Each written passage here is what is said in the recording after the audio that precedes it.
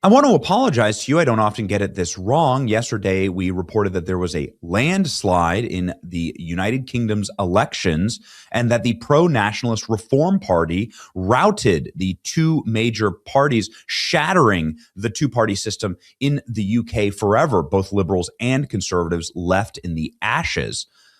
But here's what I didn't report to you because of the time difference is that landslide was actually a catastrophic historic avalanche that's 5 times bigger than what I reported to you yesterday. Get a load of this. I reported to you that the Reform Party had won 400 seats and taken them from both conservatives and liberals in the Labour Party, actual communists. But what I didn't see until this morning is that they had won 1,400 seats. They won 1,000 more seats overnight and demolished Labor for all time. Labor Party lost 1,400 seats. Reform Party won 1,400 seats. Again, the Reform Party is the party led by Nigel Farage. This is very much a British version of Donald Trump, if there ever was one. He's quirky and he's goofy, and he can be found at American conservative political events with a cigarette in his mouth and a pint, and he's just the pinnacle of British culture. And he was tying one off yesterday as his party went on to a historic victory. And I think this is a critical point for people to understand. To my American followers yesterday, local elections across England, so this would be like state elections, and it's really important. These are called council seats. It's very important. It's important who runs Georgia. It's important who runs Arizona. It's important who runs Texas and Florida and Virginia. Obviously, we've seen that with the redistricting battles here in the States. These kind of battles are critical to show who's really in charge of this country. And so that's what happened in England yesterday. England, Wales, Scotland, and the results shatter the two-party Labour-Conservative status quo that was held for a century. The left-wing Labour Party lost close to 1,000 council seats. Now it looks like 1,400 council seats, while Nigel Farage's Reform Party gained 1,200 council seats. Again, 1,400 based on the last tally. The new general election for Parliament is not set to take place until 2029. This outcome makes Farage becoming the Prime Minister a possibility if the momentum continues. Nigel Farage, victory. Turquoise Essex. Big time. This is a celebration. And what a remarkable couple of days this has been. We're seeing some truly historic shifts in voting patterns in parts of this country. Things, frankly, I could never have dreamt that we'd see. Now, this is primarily, of course, a party. We're here to have fun. And we're obviously celebrating the Kemi bounce. I love British politics. I really do. Oh, you know about the Kemi bounce. This is the guy who's in charge of the Sunday Times tell you about it every week. The Daily, it must be true. She's doing wonderfully well. I'll get to the Kemi bounce in a moment. Well, I want to begin by just talking a little bit about our campaign.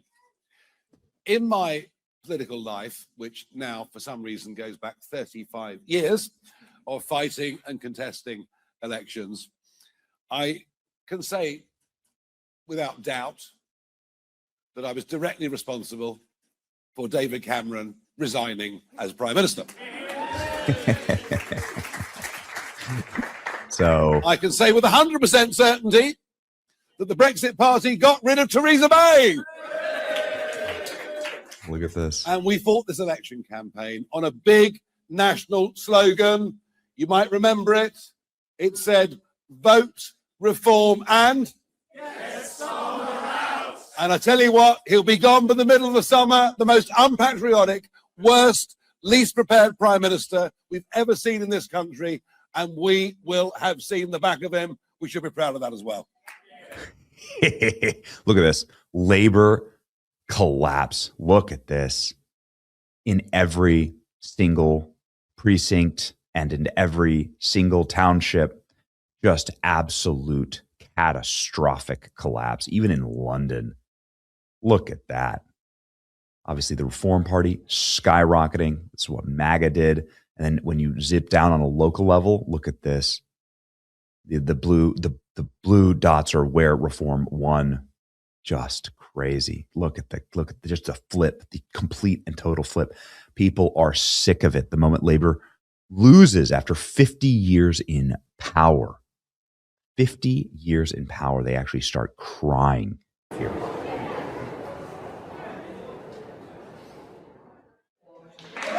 He's in tears. They're literally in tears. The British election results are in. Weird outcomes. For some reason, British citizens don't like their country being invaded by third world migrants stabbing and raping everyone. That's exactly what happened here, ladies and gentlemen. Restore Britain won every single election they ran in. So there's Reform and then there's Restore Britain, which is like MAGA and then hardcore MAGA. I think both of them are the good guys. But Restore Britain is the one that says millions must go and they must all go home. History made. We won 10 out of 10 seats. So an absolute and total vindication of Britain not being done yet. You cannot colonize the colonizers. Starmer, slithering Starmer, refuses to resign after Labor is demolished. Instead of taking responsibility, he shifts blame to everybody who lost their seats, pretending like he doesn't realize that the nation was making clear we hate him. And a tome here from Rupert Lowe, who runs the Restore Britain. What is this about? The win in the general election. I've never been more confident. What is happening was seismic. Turnout soared. We brought in thousands of people to polling stations, never voted before, got more votes in a local election than I received in a general election. The implications must not be understated. Despite everything Reform threw at us, we decimated them. 9 wards across Great Yarmouth. We won 9 seats. As I promised, we were going to give the British people a genuine alternative. We're going to provide an option to elect people from outside of the rotten political establishment. We did that in Great Yarmouth and delivered a landslide victory. Now we go national. So it's going to become very, very interesting. The British political ecosystem right now. And what a banger of a line. Keir Starmer got the kind of spanking you'd expect in 50 Shades of Grey. What a night. Keir Starmer has got the kind of spanking that you'd expect to see in 50 Shades of Grey. As I speak, Labour has lost more than 1,300 seats, apparently. They have lost Wales for the first time in 100 years. The Labour First Minister in Wales lost her seat. People just didn't like 20-mile-an-hour speed limits, becoming a nation of sanctuary for the third world and terrible healthcare, did they? So there you go. Sunderland's gone. Newcastle's gone. They've lost control of Camden. They've lost Westminster. And I can't think why. بالقوائم سوف نقوم بإرسال معلومات إضافية إليكم مباشرة. شكرا. আমরা আপনার জানাতাম sir যে Westminster council আমরা housing register সিস্টেমে বদলাইতাম. Oh, yeah, maybe it's because they kept advertising free stuff to foreigners who didn't speak our language. And people decided they didn't really fancy any more of that. In Birmingham, they've lost seats to this lot. Only one independent in those, that's Asim Khan. We don't want people who have been with the Labour Party previously, been campaigning against Ayub Khan, now standing as independents. No, we don't want people like that. Gosh, Labour losing because of mass immigration of people from various different Muslim countries. I mean, why else might Labour have lost out in Birmingham? Coming to the butcher's with me. Door open. Rubbish. Oh, hello, sir. You work in the butcher's, obviously, or are you just carrying around a sheep? Looks like a goat. Yeah. Oh, it's the bin strike as well, isn't it? The bin strike everywhere.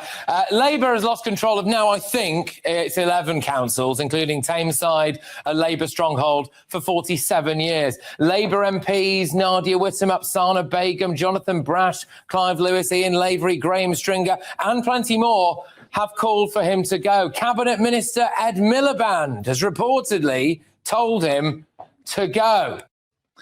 Ladies and gentlemen, this is what taking back your country looks like. We are very, very proud of our British brethren across the pond. We're very proud of what can happen when a people stand up and unite and are proud of their heritage.